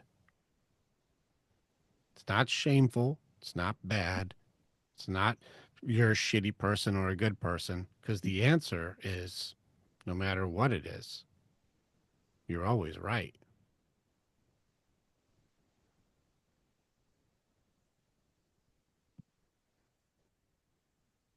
Kind of fucked, huh? Some of you are like, I don't think I like this lesson. This is the way out of hell, man. Go ahead, Kyle. So I'm sitting here and I'm thinking about filters and bargaining, and it seems like it could go hand in hand or be almost the same thing, right? Like your filters are essentially bargaining. Only the So like, past for ones instance, will when be. Yeah. Go ahead. yeah, so like looking at my relationship now or whatever, right? Like trying to see it in the light that I want it to uh it's kind of like trying to see it in that filter, right? But that's Yes. also bargaining. It depends. Now, bargaining, remember, is trying to change the past to be what I want it to be now. But what is the filter you use presently? You see what I mean? Like, oh, I wish that we would have done this differently. I wish that she could have just seen it like that. Why isn't she just doing this when she could have done that? She did this instead. If it's in the past, that means I'm bargaining, because that time already passed, but I want it to be different now, but I'm trying to change the past to be what I want. That's bargaining. But if I look Yeah, at you so I right this guess very second and go, what is Kyle doing right now? Not what should he have done from before. Now I'm in the present, and that's the filter I use for now. That's belief systems. okay. I kind of took bargaining to mean, even in terms of if you're trying to, work like for instance, in my situation where uh cheated, etc., both sides, whatever, like trying to, oh, if this happens, we'll be fine, or if this is, if this was the case, we would be fine. But I don't know. I guess it's just kind of, Sure. does that make sense? Well, that belief system is useful then. If that were to happen, we'll figure it out. Well, then what is there to worry about if you know you got it? Yeah, You see, 'cause that's a I confidence. guess it's, That's a confident belief filter. Whatever it is, we can figure that out. So that's why I say, give me any problem. Give me anything. We both cheated. We both don't want to be those people ever again. Cool. Are you guys going to do that? Yeah, we're not going to do that shit ever again. We stopped that shit. Cool. Can we just start over then and not be those people? Like, yes, we're going to do that. Good. What if they ever do that again? Well, then we just made an agreement that we're not together anymore. So if somebody does do that behavior, it's over. Yes. Well, then what do I worry about? We know what to do when that happens.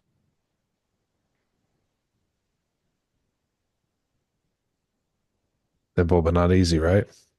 Well, I mean, it's just acceptance. Can I accept that if that happened, that means this? That's it. There's nothing Yeah. more, nothing less. Andrea and I, again, would I have to grieve the relationship and go through the loss? Yes, you have to do that.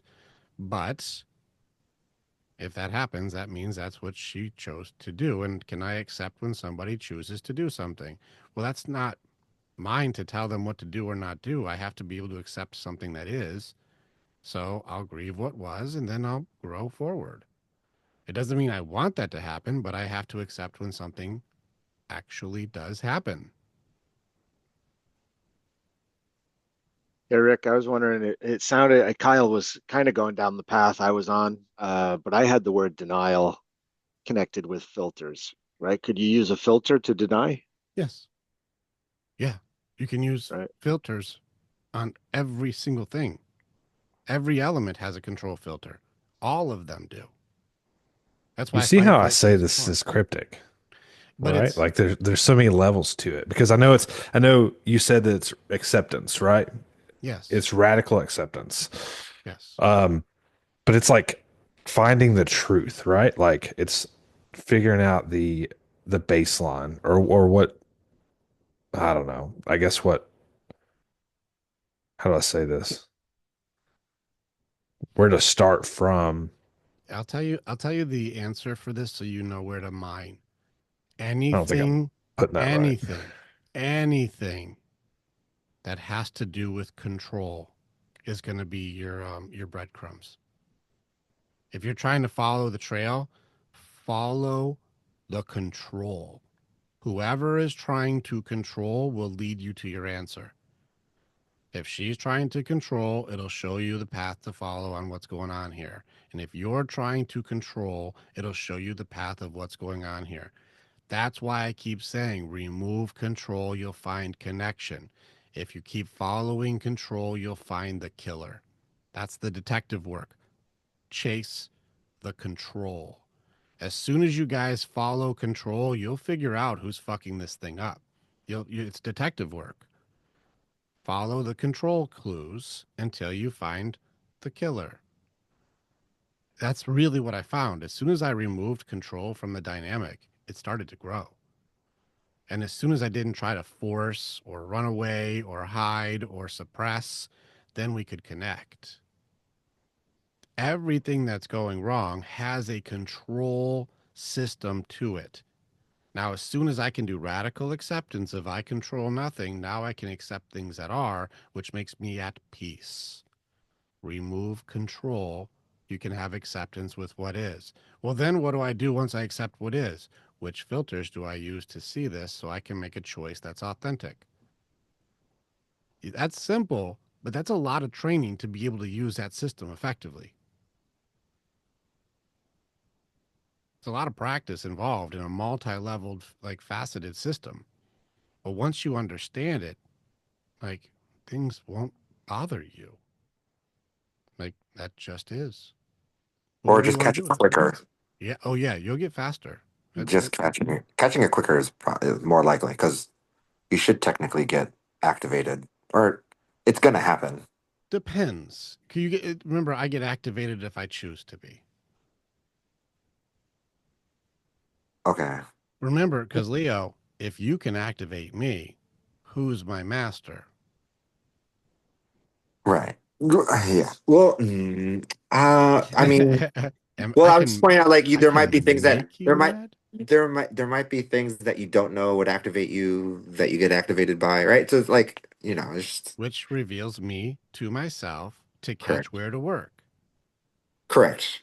But like in Which that is moment though, good. That you're means actually you activated a control system that made me go into fight, flight, freeze, or fawn, which made me recognize an area that I wasn't aware of. So, what filters or beliefs do I have around that makes me need to control instead of have acceptance? Follow the control, you'll find the killer. yeah. I think I think the distinction between beliefs and filters is that like filters is like the manifestation of your beliefs, right? Like how does it show up in the world? Because It's that beliefs are in your head. it's both because you can make a belief come true by self-fulfilling prophecy also.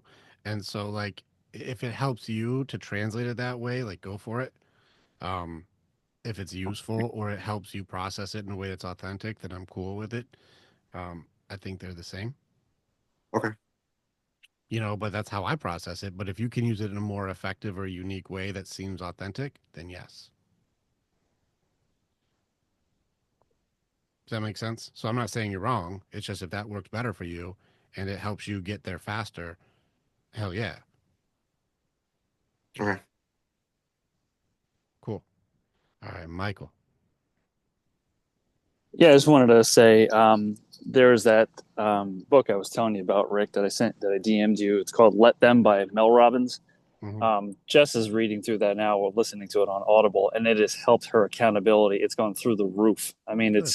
she's a completely different person between the conversation she had with you and reading that book. It's night and day. That's good. Did you guys go back over that video a few times? Because we dropped so many nukes in that conversation. I did. She has not yet, so I'm Have her hoping do that it, this. and especially have her analyze herself when I'm talking to her. Yeah. Because I push her. And there's a thing that she's doing that she's got to go, I have to see that I do that. That's good. Yeah, the Mel Robbins book, though. Let Them. It's good. JR, you've already gone into that one.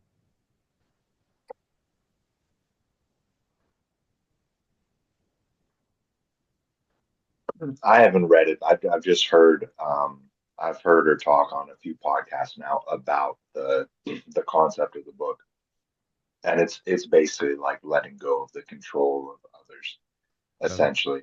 It's the same thing, yeah. It's just the killer. So hopefully this helps. Like these are all just extra tools to make you more effective at these things. But when you guys practice this one, Kyle, just to let you know, there's always another level. I just need you guys to get through the boot camp version because how deep does this go? It goes fucking radically deep. It's crazy how far this goes. This goes down to the 100th level of hell, dude. This thing goes deep. I just need you to get the basics down before we start going to the next level. And once you understand the concept, then we can sharpen this thing down to where, like, you really can't fuck with me on anything. And there's always more. Like, I'm just further ahead than you guys, but I'm not at the end. So I can just get you guys as far as I've gotten. That's as far as I can teach. That's why I have to keep pushing myself too.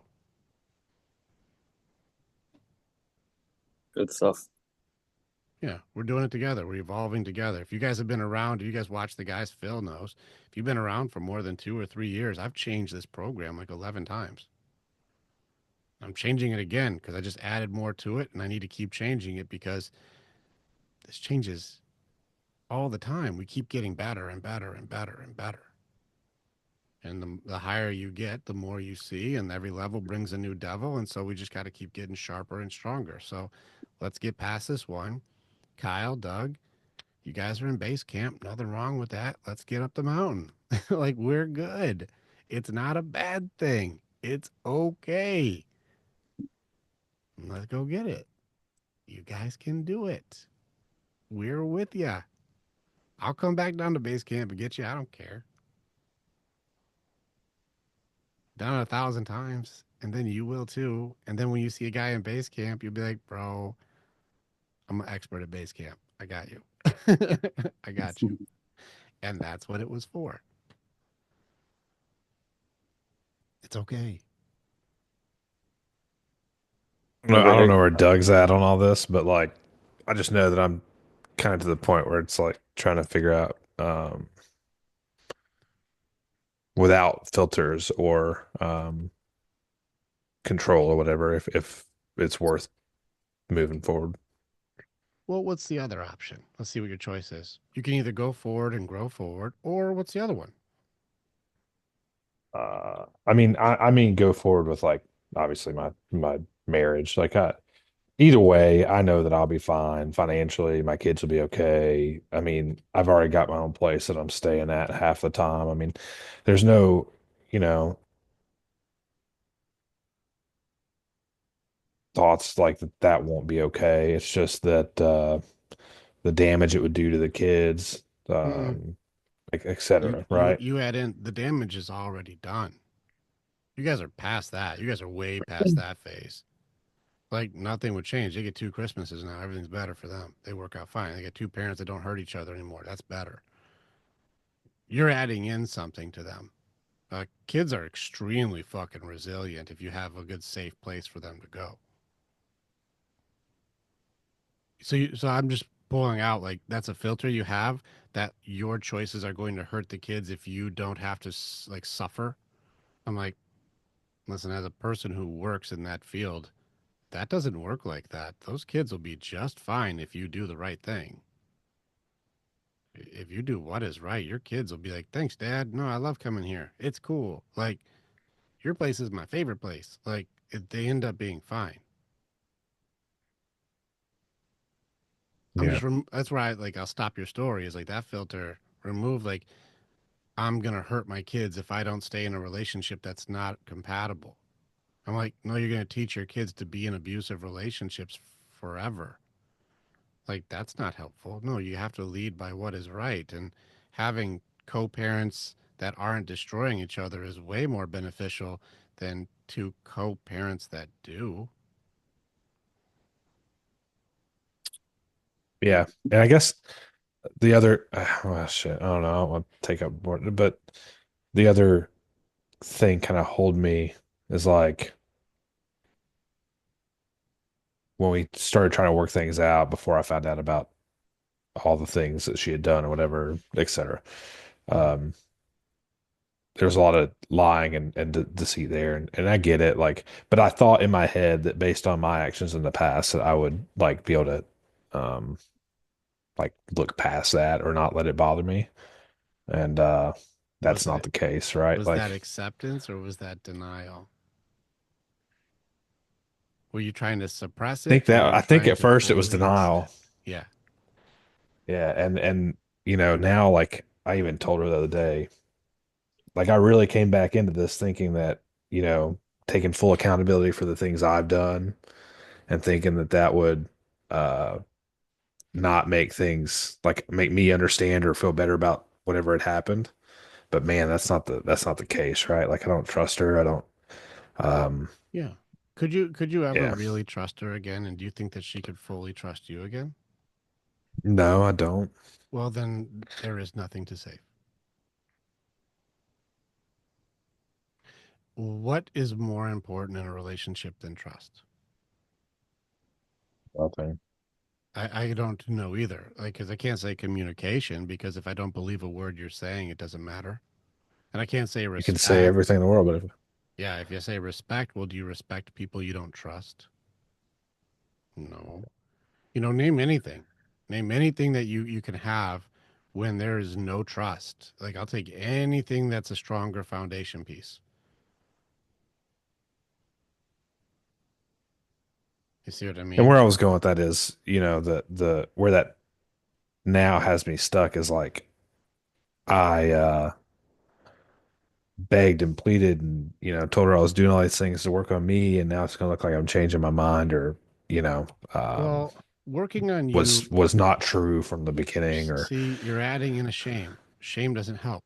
No, I've gone far enough to know that this isn't a match.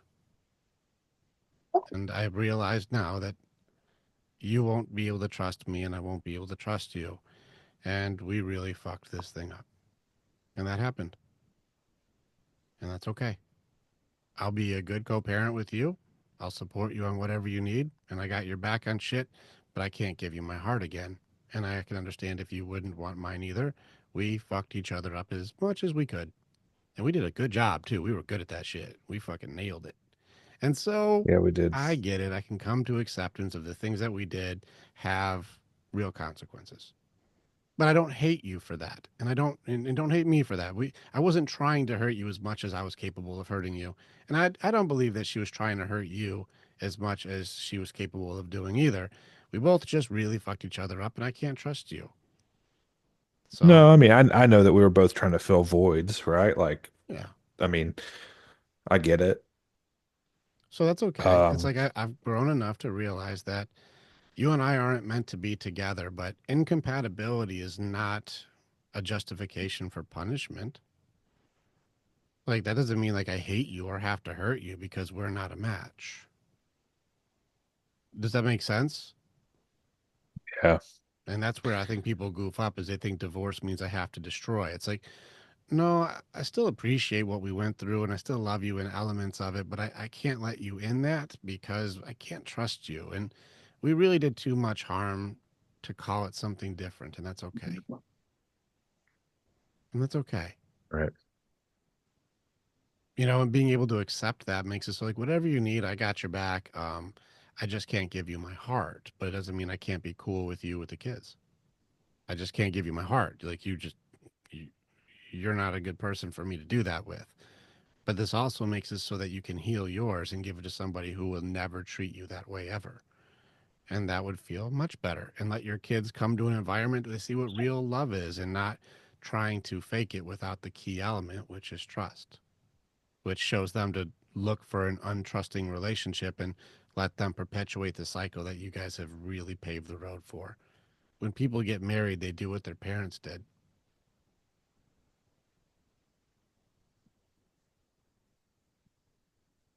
I don't know what I do that my parents did, but I don't, I never had either of them really around. So Which is you just winging it. That means this is what it looks like when you were winging it. But your kids will know exactly what it looks like because they're yeah, watching both of you. And so then you can choose, well, which way do I want to do it? Because there's no bad example. Now you can just go, well, what way would authentically be the type of me that would feel right? And then you get to yeah, choose. because like I think probably the most eye-opening thing that I've seen lately is my oldest son. He turned 13 yesterday, and Mm. he's got a cell phone. He's got Snapchat and all that shit. I get it, but I was we were going through his phone, kind of looking at text messages with his best friend, and he had made a reference to an argument that we'd had, and it kind of shook me to my core, if you will. Mm-hmm. They see way more than they let us know. Yeah, and it's like I don't want that to be the example they have, Good. you know? So what would you do differently if you could do it all over again? Yeah. And then that's what you do next time. Guilt is good.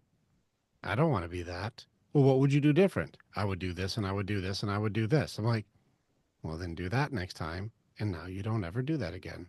You leveled up.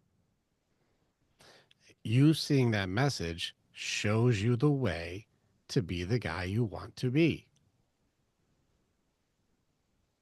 If you're like, I don't want to be that guy. Cool. What would you do different? I would do this different. Next time, do that. Change your filter. Do that then. Well, then you are that guy. Why? Because how I am is who I am, and I learn from my mistakes. That's what makes me a good man. That's it. No shame, no judgment, no blame. The past is only for us to go, well, don't do that. Learned, level up. Next time I don't do that. And there's nothing more. So I'm glad that you saw that from your son, because he's like, Dad, what do you see? You're like, I see this shit. I'm like, well, what would you do different? I would do this and this, so that doesn't happen again. So can we do that next time? Please? Yeah. And that's the whole thing. Can you just accept that?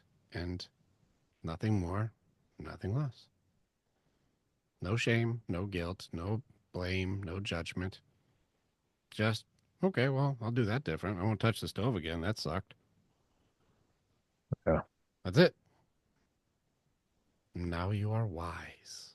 How is Dad so wise? He's like, I fucked it up. That's why I'm so good at what I do. I fucked up a lot. Yeah. I fucked it up. That's why I'm good at it. Make sense? Yep.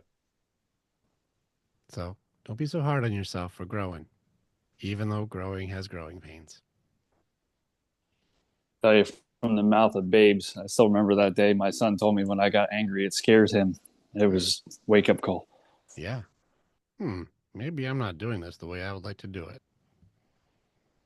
Dad voices are different. We don't have to go that hard for dad voices. I know with my girls, I'm like, are you sure you want to do that? They're like, nope, no, I'm good. I don't have to yell. I don't have to scream. Even the other day, our daughters were in there, and one of them needed a heating pad for their back, so I went and got them one. And I said, here you go. And she's like, okay, you can get out of my room now. And I looked back and I said, did you just lose your fucking mind? And she's like, no, I was talking to Haley. No, I was talking to my sister. No, not you. I was talking to, because like her sister was in the room. She's like, no, not you. I was like, making sure you didn't just lose your mind real quick, because I just came in here to do you a favor. Did you just? She's like, no, sister. I was like, a little fucked up to talk to your sister like that, but I get it. All right. But just the tone. I didn't have to scream or yell. I was like, did you just lose your fucking mind? Like, I was like, just real quick, and like the brakes got slammed. Dad voices matter. And so that's where, Michael, for you, it's like just that base is more than enough. So it's good to go like, that level of anger is unnecessary. Amazing. Mm-hmm. Cool. Doug, I read your message, and if you ever want to chat or whatever, feel free. I don't know that bouncing shit off me or me bouncing shit off you is the best idea, but whatever. Team up, man. You guys can be supportive with each other. I think it's wise. You guys aren't stupid men. You guys are very smart men. You're just working through a problem together. I think there's value in doing that as a team. I don't see that you guys aren't each other's coach or counselor, but you guys can be each other's support. That's healthy. So like, that is healthy, Kyle. You are smart, and Doug, you're very smart. You guys are smart guys. You're very smart, very capable. Like, yeah, support each other. I think it's a smart move. So yeah, of course. I'd support you guys looking out for each other. It makes perfect sense to me. So you're both smart, you're both capable, you both look good in orange. I think it's a good matchup. Clemson orange, baby. You're good enough, you're smart enough, and gosh darn it, people like you. Cool. All right, guys. This is a big lesson. Next week, bring a thing to kill. Next week, we go into battle. I want to fight something next week. Next week, bring something that needs to go. Bring a curse you've been holding on to. Bring a belief that needs to be broken. Bring something inside of you that's hurt for fucking years. And let's fight it. I go harder next week because final battle is necessary to graduate Spartan training. Bring something that needs to be killed. Bring something that needs to be fought. We'll lock shields next to each other. We'll stand as a unit and we'll fight whatever it is that needs to be pushed back, broken, let go of, or thrown away. Let's kill something. We've unearthed a lot of stuff over the weeks. Is there any recommendation on how to find that one thing? Go to your inventory. Grab something Got it. from inventory that needs to go. Got it.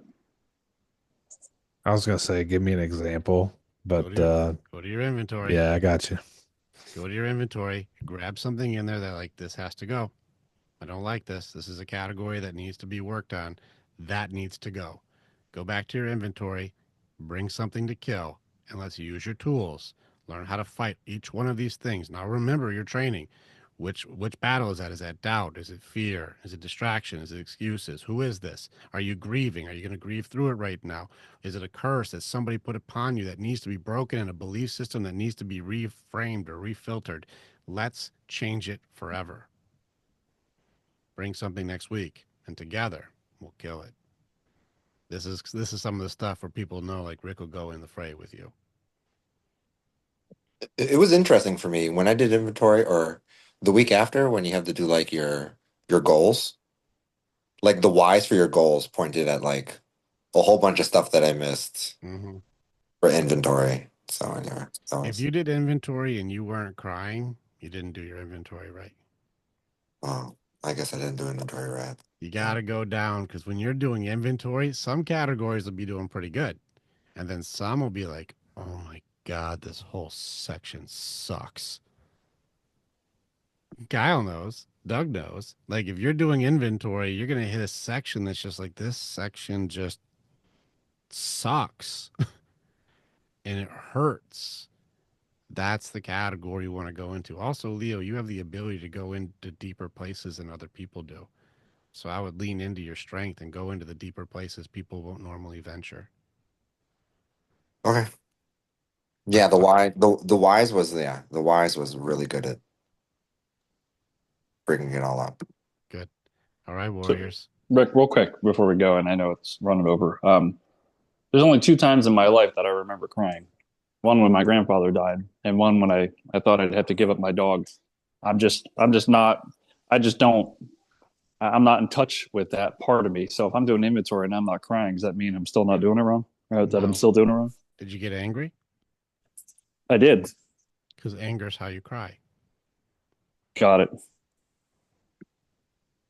You're suppressing your sadness into anger. I did the same thing.